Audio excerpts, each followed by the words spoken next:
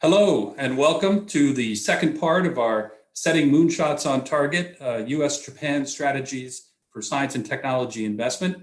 My name is Jim Schoaf. I'm a senior fellow in the Asia program at the Carnegie Endowment for International Peace, and we're glad to have you join us.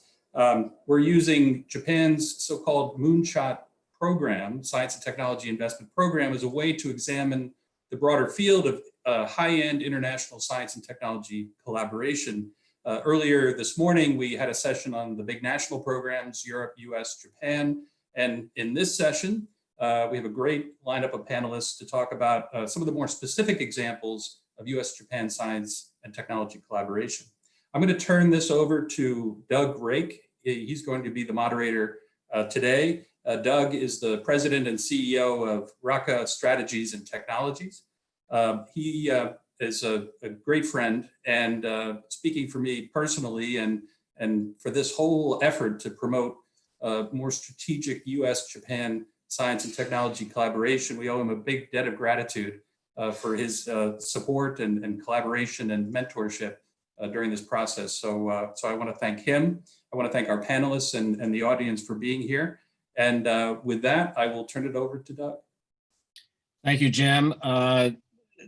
Jim and I have worked together now for the past several years. I think that's true in my case relative to everybody on this panel, I'm pleased to say. Let me begin by saying Ohayou gozaimasu to Dr. Kodama and konbanwa to everybody else. Good evening.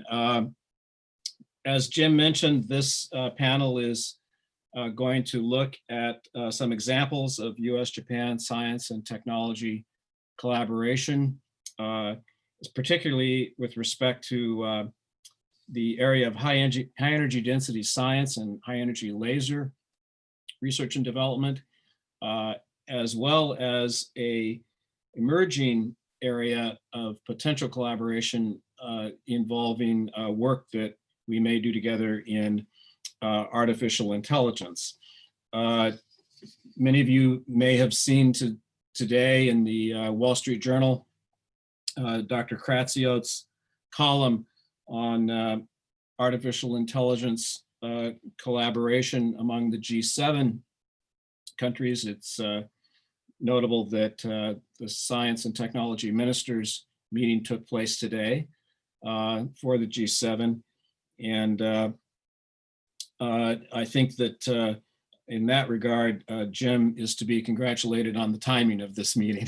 I want to turn now to very brief introduction of the panel that we have with us today. It's a truly distinguished group. The first speaker today will be Mr. Seiichi Shimasaki, who is the science counselor at the Embassy of Japan in Washington, D.C., a post that he has held now for almost 2 years. He was here before on assignment 10 years ago, and I got to know him at that time, as did many of us, and we were very pleased that we've had him amongst us here for the past 2 years. And he will be followed by Dr. Patricia Falcone, the Deputy Director for Science and Technology and Chief Technology Officer at the Lawrence Livermore National Laboratory, who I have worked with since she arrived at that laboratory, and I had the pleasure to get to know and work with when she was at the Office of Science and Technology Policy in the White House for 6 years. Dr. Falcone, in turn, will be followed by Dr. Yosuke Kodama, the Director of the Institute for Laser Engineering at the University of Osaka. I, again, have had the good fortune to know Dr. Kodama for 10 years or so and had the opportunity to work with him. And Dmitry Kuznetsov will follow Dr. Kodama. Dmitry is at the Department of Energy, where he has held a number of prominent posts, most recently as the Deputy Undersecretary who was responsible for standing up the Artificial Intelligence and Technology Office there. with that, I'm going to ask that we begin with Mr. Shimasaki. And I want to again mention that during the course of this panel, after the remarks that each of the panelists makes, if their fellow panelists want to ask a question or two immediately following their remarks, they're welcome to do so, although there will be a discussion period following everyone's remarks, during which time the panelists can ask questions of one another and comment on one another's presentations. And then at in the last maybe 10 or 15 minutes, we'll entertain questions that might have come in from participants who are observing the proceedings today. So with that, I turn it over to Mr. Shimasaki. Hi, thanks, Doug, for your kind information and the introduction. And I'm Seiichi Misaki, Science Counselor at the Japanese Embassy. So today, I'd like to kind of follow up with this morning panel 1 and to talk about the update and about the Moonshot program in Japan. And I also would like to share kind of my experiences regarding the collaboration with the national laboratories, actually the Lawrence Livermore national laboratories today. So let me briefly share the current situation. And those who participated in the morning session, the panel, we discussed, the Moonshot program. It's about about $1 billion in total, really aiming for the challenging, the target and ambitious goals for the challenging R&D. We have selected, determined the 3 visions, regarding society, environment, economics. And in this, at the late January, we have identified 6 goal 1 to 6. And as Vice Minister Akaishi mentioned this morning, the 7th goal will be added, soon. So if you see, for example, goal 3 is regarding the AI, and goal 6 is regarding the quantum and the computer.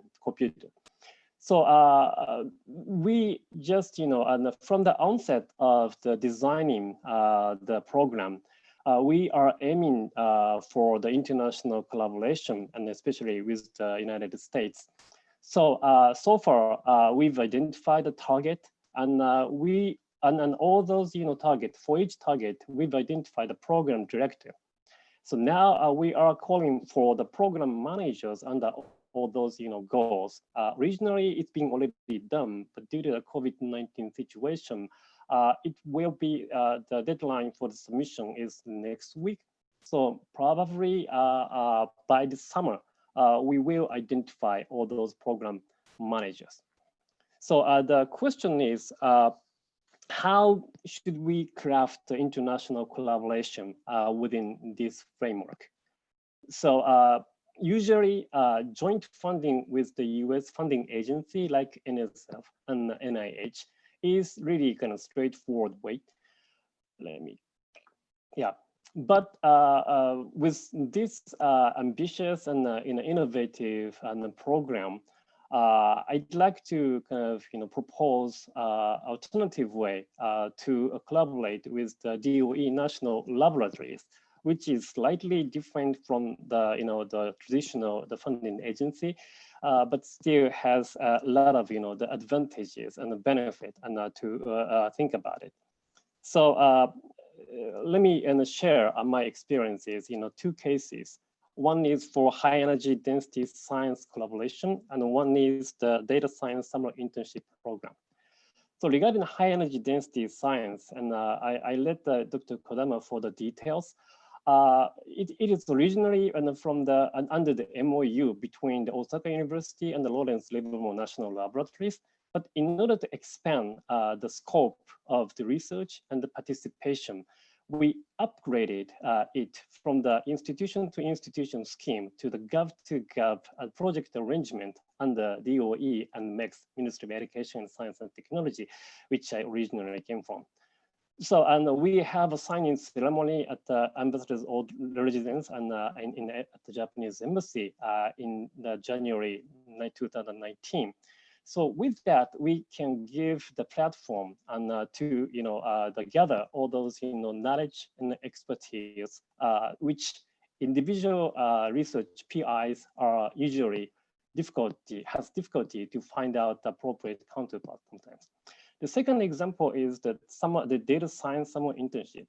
When I visited the Lawrence Livermore National Laboratory last summer, I actually asked the PAT, Dr. Falcone, about if there are any data science program which the young scientists, Japanese people can join.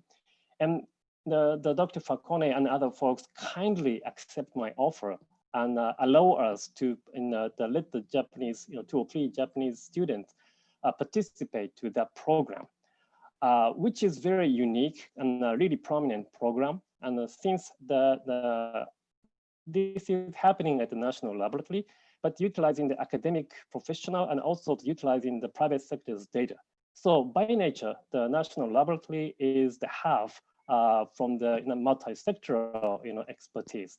So which Japan has been seeking for decades, and which still we need some innovative approaches. So with these 2 cases, I'd rather propose regarding the Moonshot program. So as I mentioned, straightforward way is to collaborate with the US funding agency to set the framework and to set the agenda to call for the proposal jointly. But rather than to contact with the DOE headquarters or AIT or regarding the AI target or directly with the national laboratories, because program manager is the key to the Moonshot program. After determining the program manager, probably in this summer, the August or September, they will explore what kind of program, what kind of framework that they can collaborate with the US institution. So by discussing with the DOE folks or the national laboratories, they can utilize the the national US DOE national laboratories as the platform, the hub for the multi-sector and the various expertise and knowledge. And also they can provide institutional assistance, which individual university researchers can usually has difficulty to find. So I'd like to kind of talk on more later regarding the collaboration through the national laboratories. Thank you.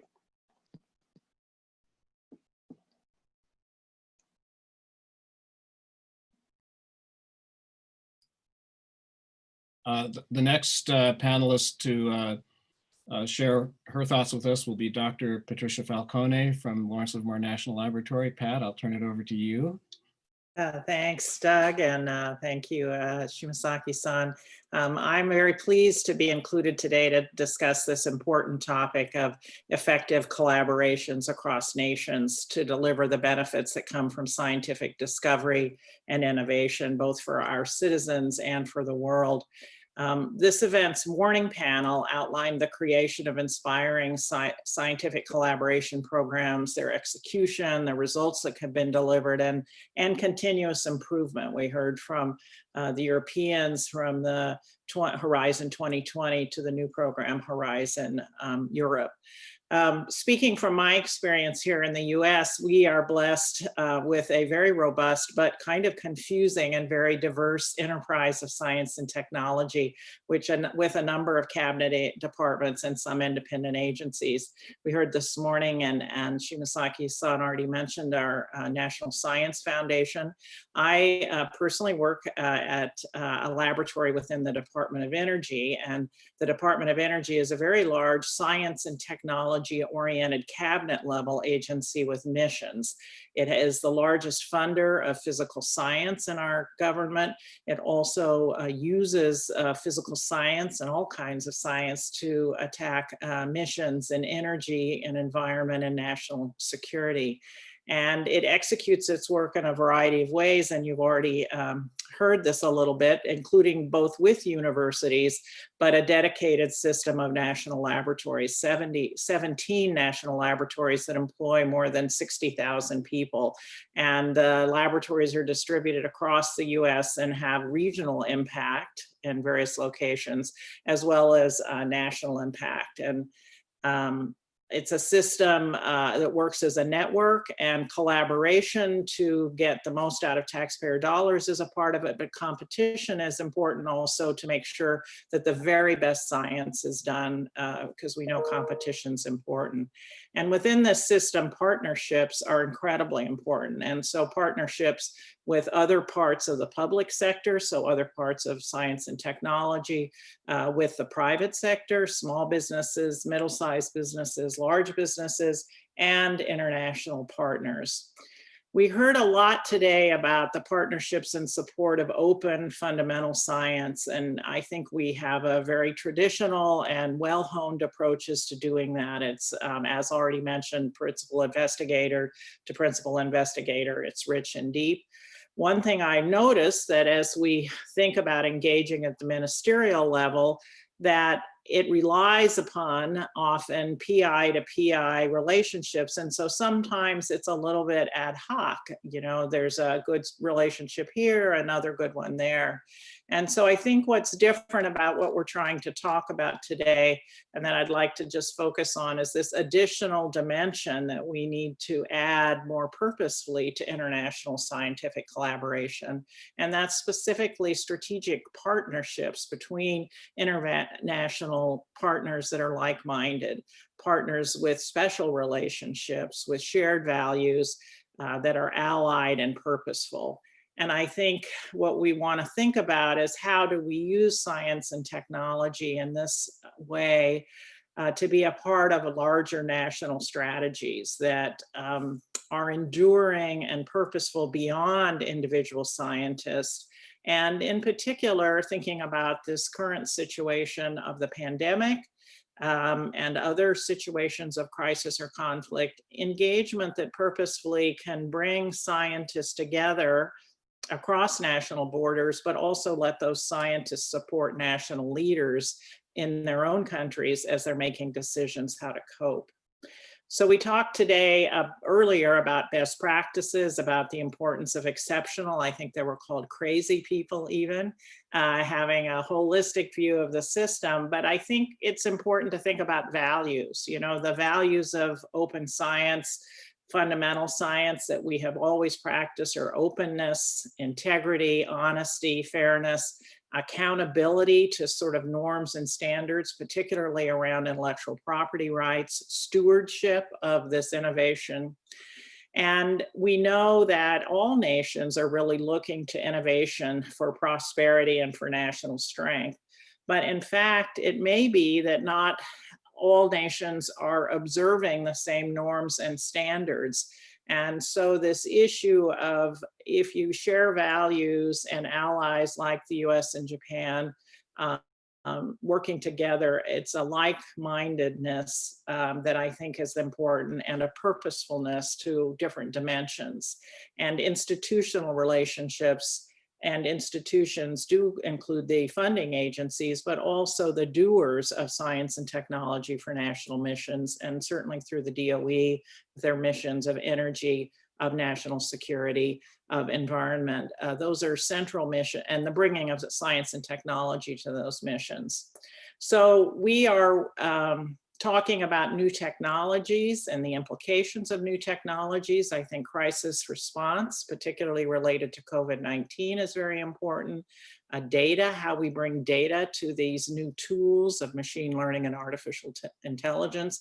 And this issue of really deeply understanding for benefit for a country and also for preparedness of the implications of new technologies or of new capabilities that result from the convergence of these technologies. So these benefits and concerns, the dual use. Shimasaki-san has already mentioned some examples in which we've had some experience in really developing some institutional relationships. High energy density science, that is the materials and the performance of materials at extremely high temperatures and pressures, is a core competency in our laboratory. We have significant experimental capabilities. It's a domain that's important for advanced energy. includes things like astrophysical phenomena, like the characteristics of materials at the center of stars and centers of planets. And it's been a great privilege to have this enduring relationship with Dr. Kodama's center at Osaka University, and to have even had the opportunity to host a meeting in this technical area some years ago, right when I came to Lawrence Livermore, of the Science Council of Japan, to consider both the partnering dimension and the topical dimension. Another thing we're talking about is artificial intelligence. We have big computational assets, and the big computers certainly enable this, and as we look at data. So I think the approach for this strategic engagement that I think one could imagine broadening our scientific collaboration is that we think about institutional engagement in addition to PI to PI, that we deliberately structure part of our collaborative relationships to have a view towards sustained support that has collaboration and competition built in, that we work to develop institutional ties through personal engagements, through the exchange of graduate students, through young scientists, and a more purposeful integration in this particular domain with our national strategy, and a selection then of strategic technical areas with the objective to build ties so that in crises, we can really bring the strength of our shared systems of science and technology to national needs. So I think it's a great privilege to have been part of this discussion about augmenting our science and technology relationship, in particular with Japan. And I look forward to, I want to thank the organizers for putting this forum together so we can think about it and talk about it and highlight some of the things we've already done. And thank you for the opportunity to be on this panel.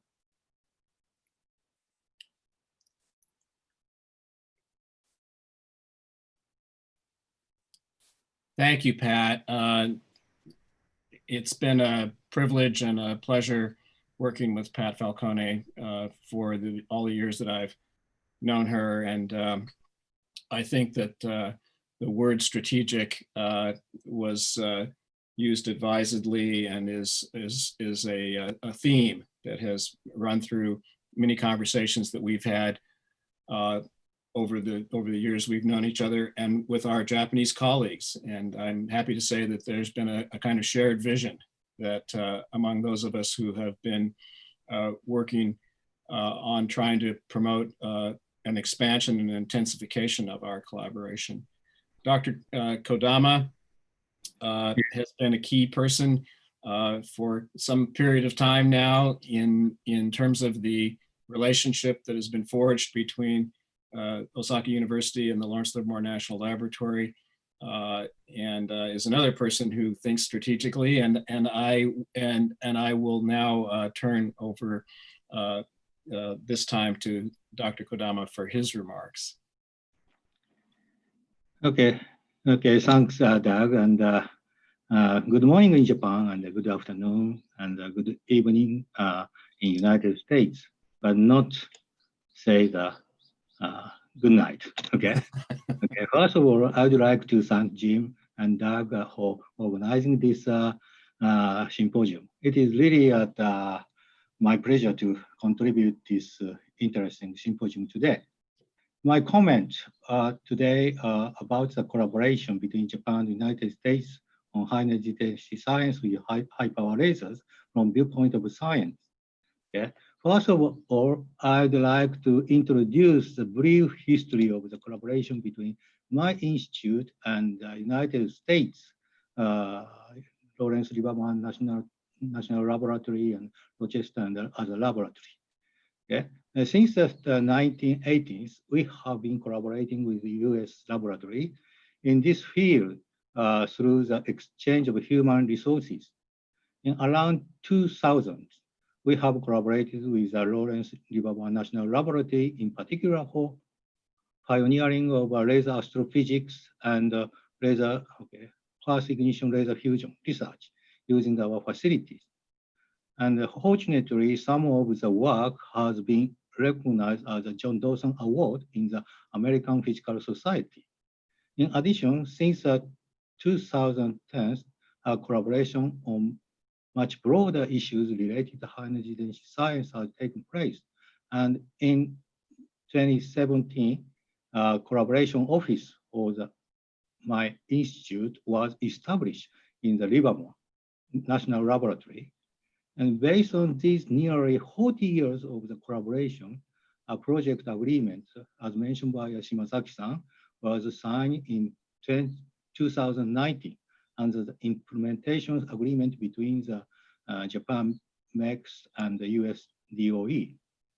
Under this agreement, the collaboration between Osaka University and Livermore, as well as other high power laser facility in Japan and other facility in the United States, and also X-ray free electron laser facilities is going to more progress. Okay, and one of the reasons why the high energy density science with laser is so important is that high power laser can create various extreme conditions in laboratories, which exist in space but cannot be achieved in laboratory on Earth by other methods. Okay. So these extreme conditions could be used to create nuclear fusion reaction and to produce a super diamond which would exist in the core of the super Earth and could be much harder than that normal diamond, or to realize a laser accelerator with a size of much less than 100th the size of the conventional accelerator, or to realize a supernova explosion or interior of a giant planet on Earth. Okay? So at first glance, that the field of high energy density science is a sort of other fundamental science world in a very special state in the world of nuclear fusion or astrophysics. However, this is not correct. In fact, high energy density states are also used in laser processing, which is indispensable for the manufacturing, and appears in the interaction between radiation and biocell in cancer therapy using particle beams. Okay? So, however, this high energy density state has often been very, very complex and a difficult subject to understand. So most typical thing is turbulence in the plasma. So developing this complex subject from a science, fundamental science to industry is sometimes very difficult task. Fortunately, at the same time, on other hand, that recently machine learning and AI technology using big data are being developed. And also high repetition laser technology for high power laser has also made dramatic progress. In such a situation, the potential of solving the problem of the complex system in high energy density state, which was thought to be difficult in the past, has emerged. Okay? And from this point of view, we are now developing the high repetition rate of the high power lasers.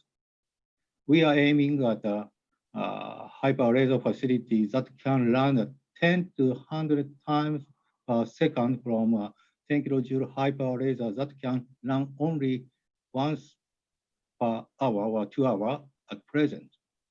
If this is realized, it will lead to a paradigm shift in the field of high energy density science, which has produced new knowledge related to planetary science, astrophysics, material science, and nuclear fusion.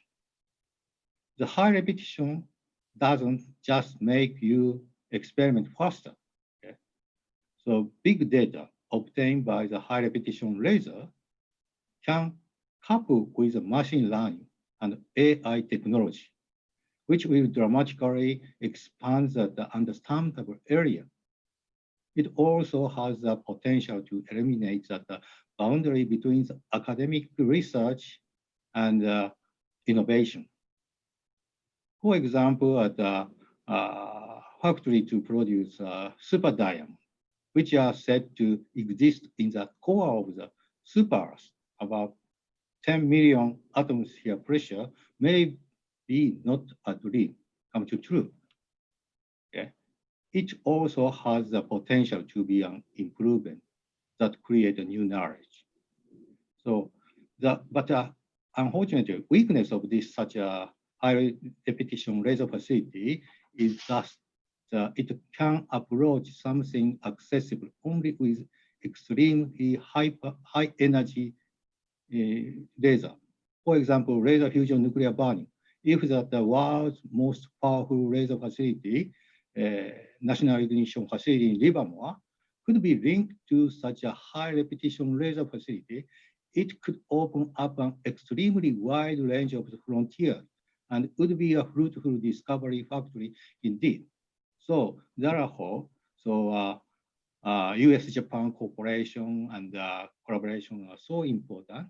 Okay, that's my conclusion, and that's all. Okay, thank you very much.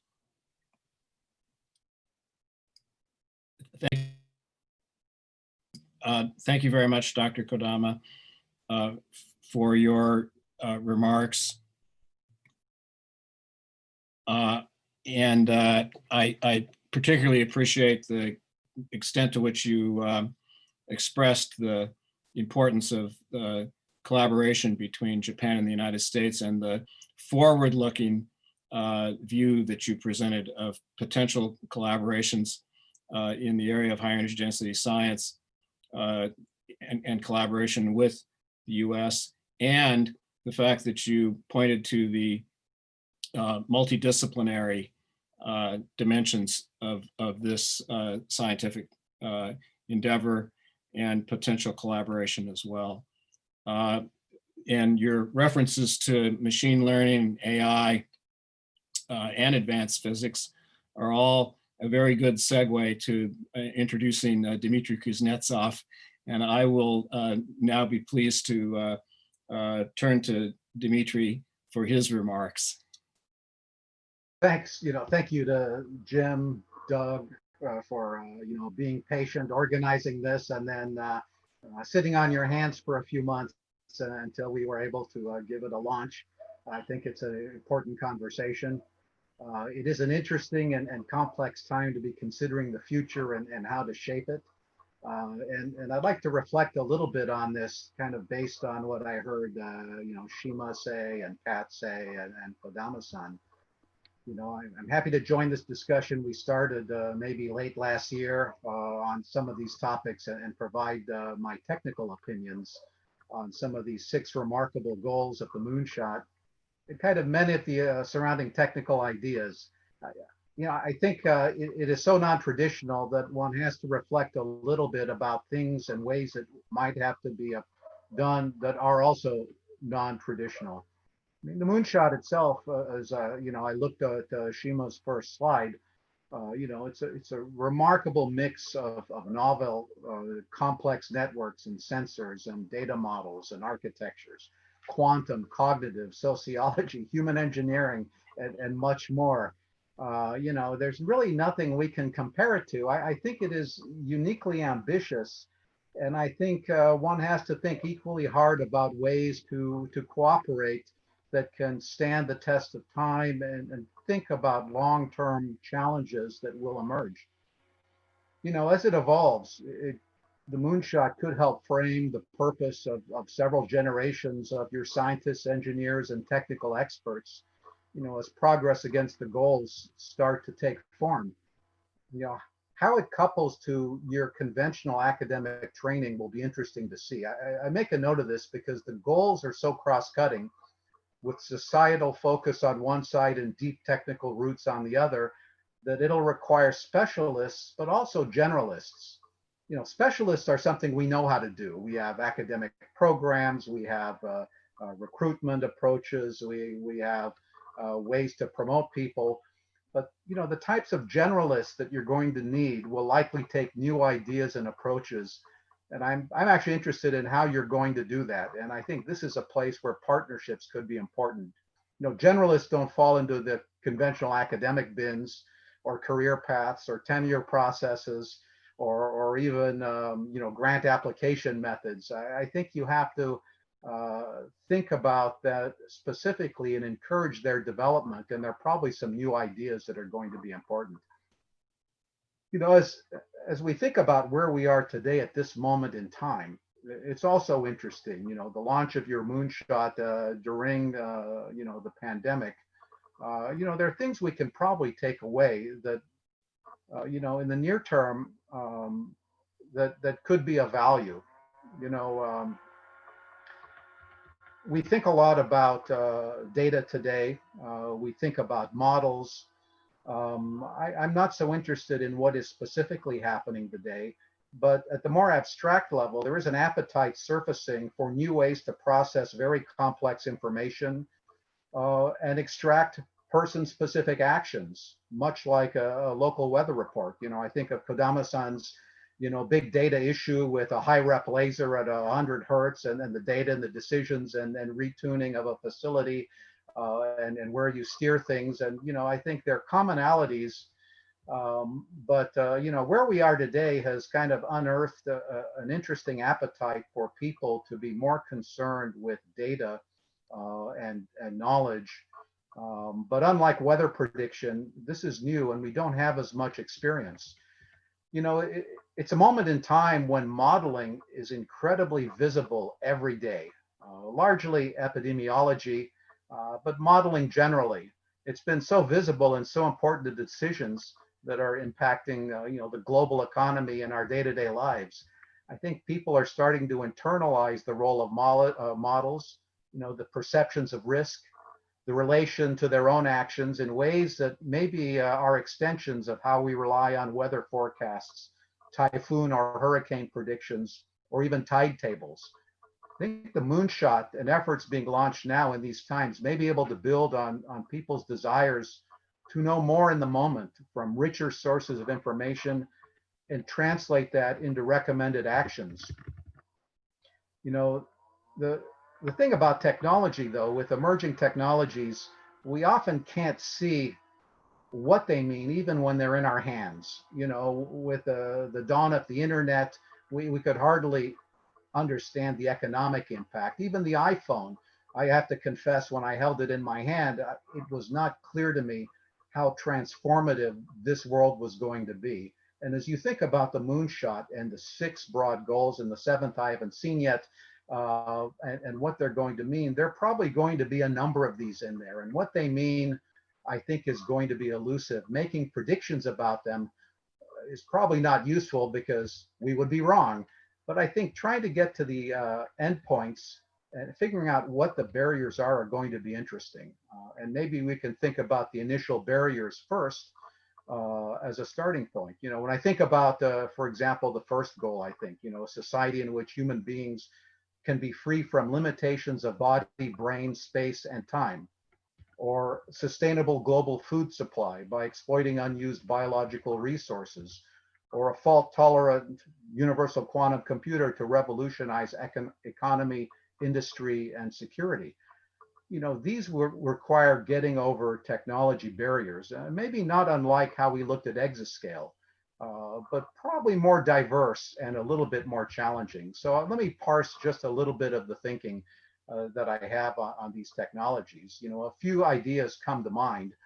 And I want to echo a little bit what's been said already by some of the panelists, but be a little more specific. You know, in the richness of technologies that I could imagine supporting these 6 goals and the future 7th one, you know, they're technologies that surround ecosystems that you want to create. And there are probably going to be a need for economic ways to develop what I would call mass customization. That is, you know, being able to economically design, test, evaluate portable technologies that have really disparate design points and functions. You know, something we're going to have to be far more versatility, have to have far more versatility if we want to manage that today. You know, you can't afford to respin new chips for every new design point. There's going to have to be something specific in how we customize at the mass scale for many different designs that are going to be important to the 6 goals. And there's an interesting technology space there, material space, a design space that'll have to be explored. You know, what comes to mind in looking at some of the slides on the moonshot are, you know, the distributed intelligence. You know, what does it mean to have intelligent systems which is what you're going to need for food supply and these other types of disease response ideas you have. Intelligent systems that are distributed geographically over a diversity of technologies, each with a rich landscape of separately evolving lines of thought. How do you secure it and protect it? How do you assure it is doing what you want it to do and not something else, and so on? And so there's going to be a space for complex systems, as Kodama-san had said, complex engineering, trying to think through what all of these different parts mean. And so there is a place again for complex understanding here that is going to be important. Trust and decisions will become more important as you move forwards. As you try and automate a lot of these things, which is the goal of the moonshot, humans won't be in the loop as much, and you'll have to think about how that handoff happens. And I think demands of the goals of the moonshot are going to require it. And so we're going to likely be passing off more information that people can handle and short-circuiting data to actions, to enable the broad vision, and that's probably unavoidable. So trust is going to be important, and there'll be frontier research that'll anchor all of these goals. Finding ways to advance perhaps some of the most challenging ones of these could be important focal points for technology collaborations. The role of quantum mechanics I find very intriguing as an accelerant for success, and how it's going to cross-cut everything from food supply to freeing humans of physical limits of their bodies, I think is a very interesting unknown. And I simply don't even know how to think about this, but it is interesting to try and find time to reflect about such big thinking. And I think there is so much more to do than can even be imagined now. And steady progress here will surface new paradigms. So not boxing it in too early will be important. New paradigms, new ideas that will become foundationally important for the generations to come of scientists are important.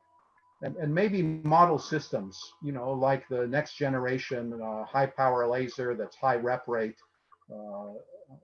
is an example, the one being explored by Kodama-san, where some of these ideas can find footing, looking at real problems that are sufficiently complex and trying to find solutions.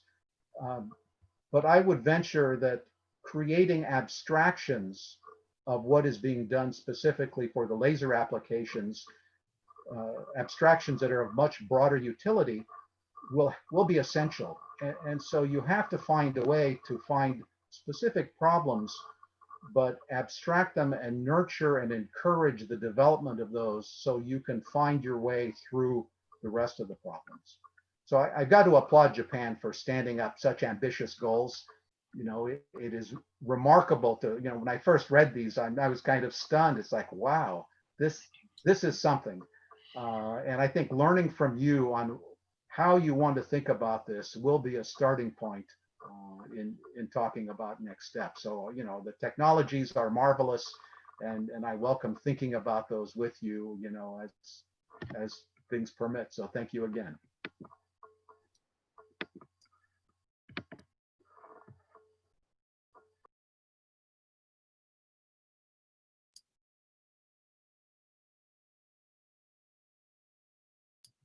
Thank you, Dimitri. There was a great deal in your remarks to I think fuel additional thoughts by people in both Japan and the United States relative to how we should best be thinking about defining collaborations within the Moonshot framework and otherwise. So I understand. Are you all able to hear me now? Okay, because there seemed to have been a problem with the audio for a moment. Well, I want to again thank Dimitri for his inspirational remarks, and as I said previously, if you were not able to hear me, I think there was a great deal that was said in your remarks, Dimitri, that should give us all food for thought relative to the kinds of opportunities that may be afforded by the Moonshot effort, and to be thinking maybe along similar lines relative to some of the things we might want to explore relative to other collaborative efforts between scientists in Japan, the United States, and sometimes elsewhere in the world as well. I wanted to ask whether any of you have questions for one another. If so, I'd like you to just indicate that you'd like to ask a question, and allow you to do so for the remaining 10 or 12 minutes that we have.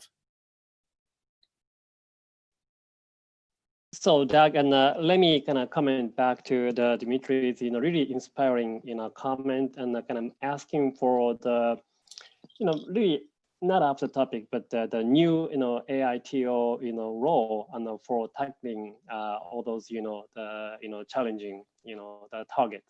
So I really appreciate Dimitri's, the comments. That's really true. I personally think Moonshot program is really and force us to think about in an innovative way, because we set the goal high, but we really need to think about the practical way to implement it. In order to do that, I think the international cooperation is inevitable. It's not all, so it's mainly the domestic, funding program though, but still try to think about, how to tackle all those ambitious, and no easy answer, readily available yet. So, using those networks, all those, the links with DOE folks and the national laboratory folks are really, inevitable and really, precious ingredient and for tackling all those, programs. So, for example, you mentioned regarding the importance of the kind of the how to manage the kind of big data. So and we've been discussing kind of many times occasionally.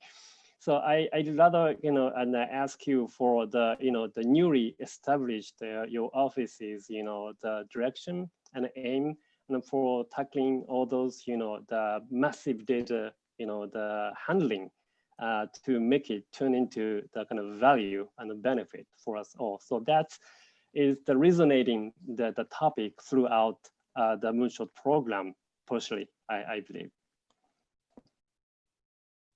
Yeah, thanks, Shima-san. I don't want to speak for any particular program here. I think it is important that you talk with them.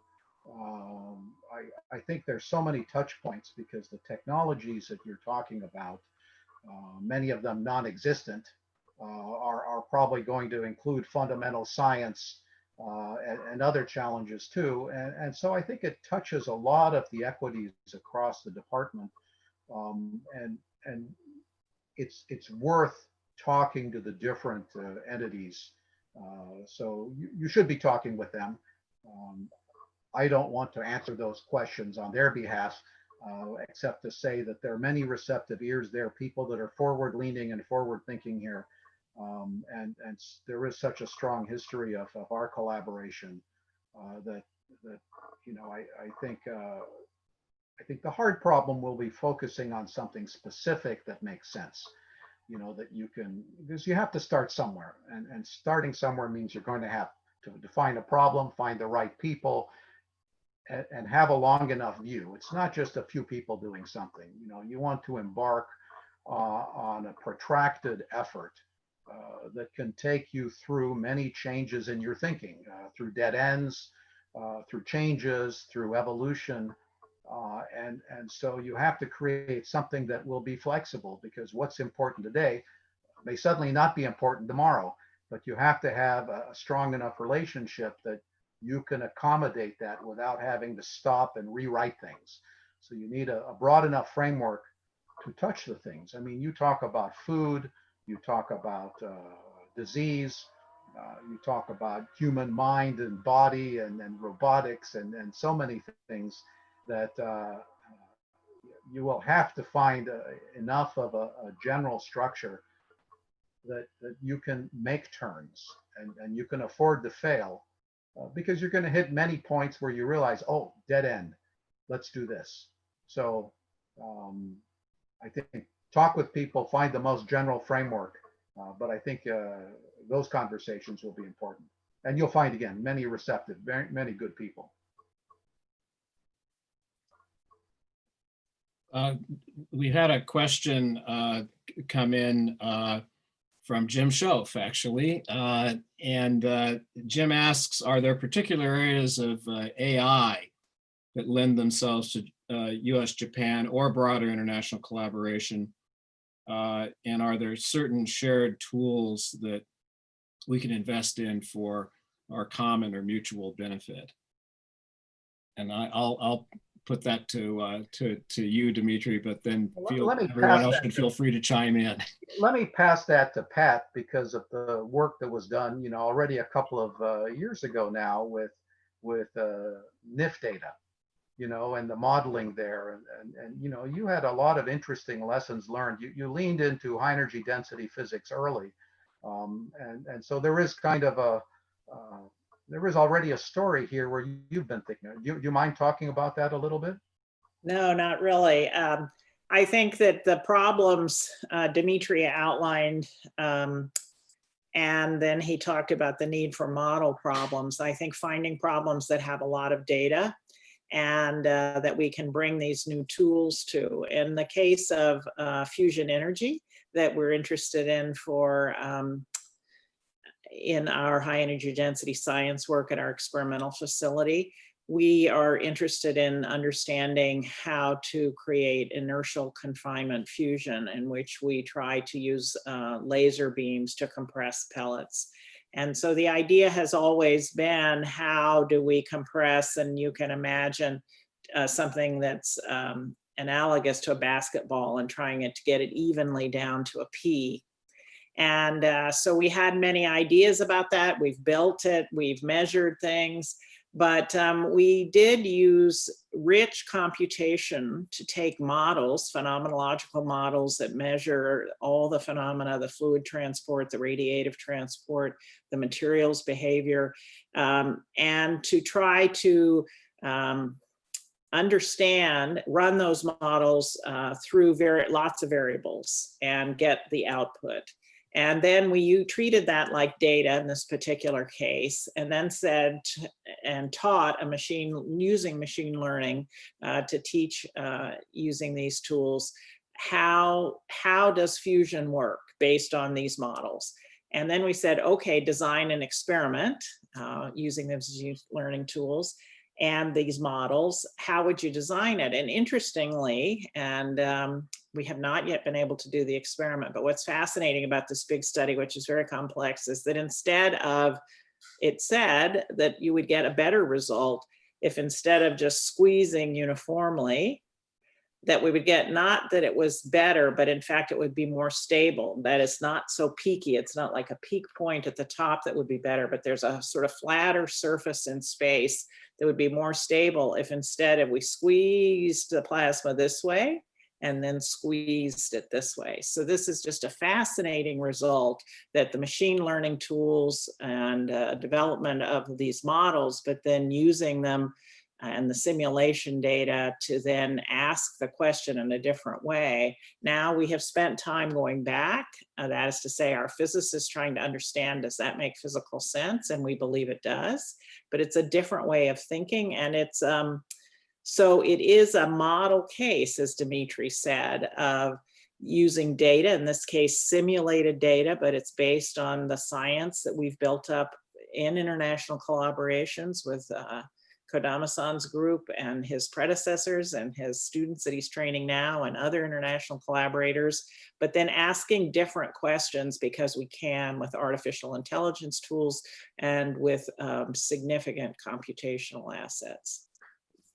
I could add one more point to that. I mean, it's an impressive bit of work that's still ongoing. I think as your team was doing this initially by brute force, as they thought about the work pipeline, it started to inform them on what kinds of new hardware architectures would streamline this. And so getting back to your point, Jim, going through these exercises or these ideas of exploring something new starts to feed back and say, well, look, if we had designed something that could do this directly, we'd be able to do all this learning from the data on the fly. And you find ways to streamline the methods of learning, the hardware. And so getting into real problems starts framing what you need for the next steps, which then builds on itself. And so I think there's a lot to be done in some of these partnerships in helping frame that.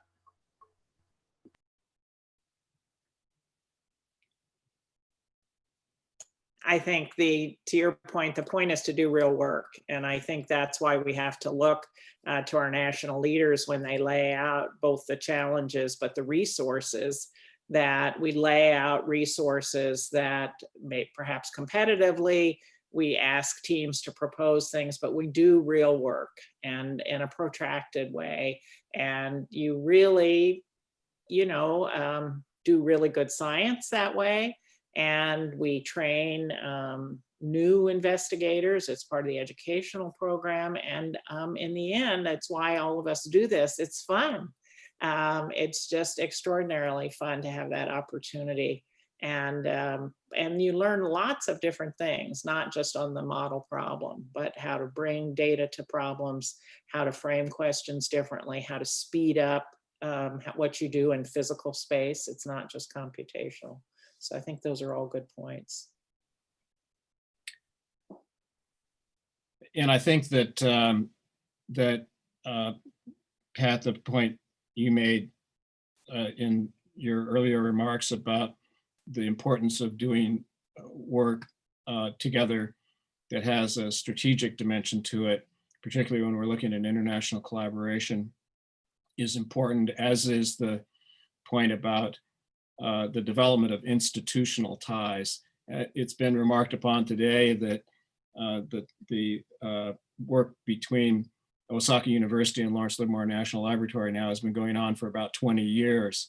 And there are real institutional ties there now, thanks to the leadership of people at both institutions. And I think that points the way to how we can and should try to establish other relationships in various areas where we have mutual interests of that kind that can be sustained and can allow us, by the way, to, as you've pointed out to me, Pat, in other conversations we've had, to respond more promptly and effectively when we're faced with something like COVID-19, when we're faced with an emergency.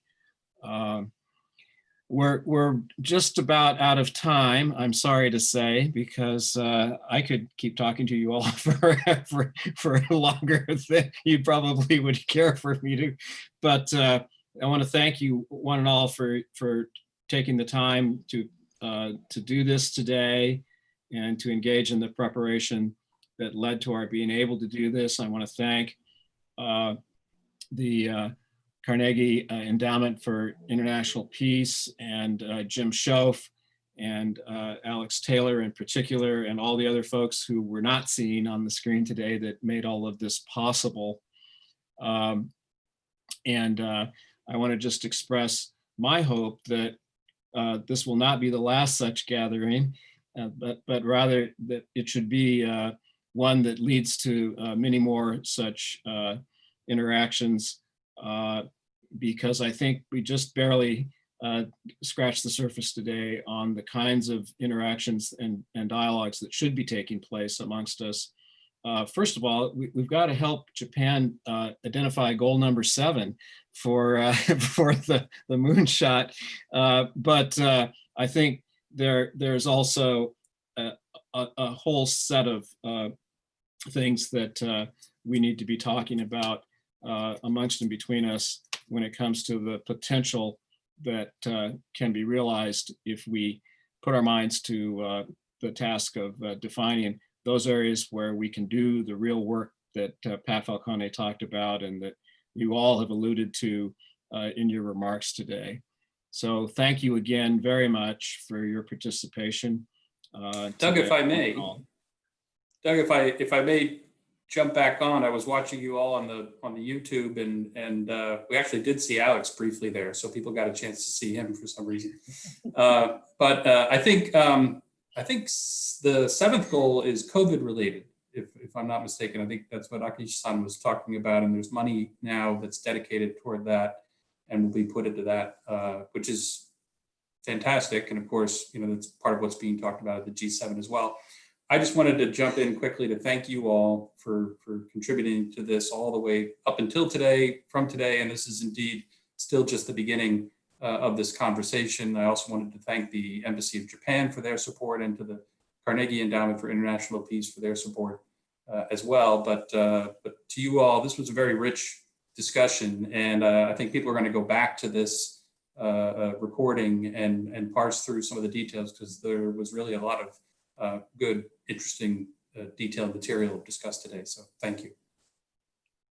Thank you, Jim.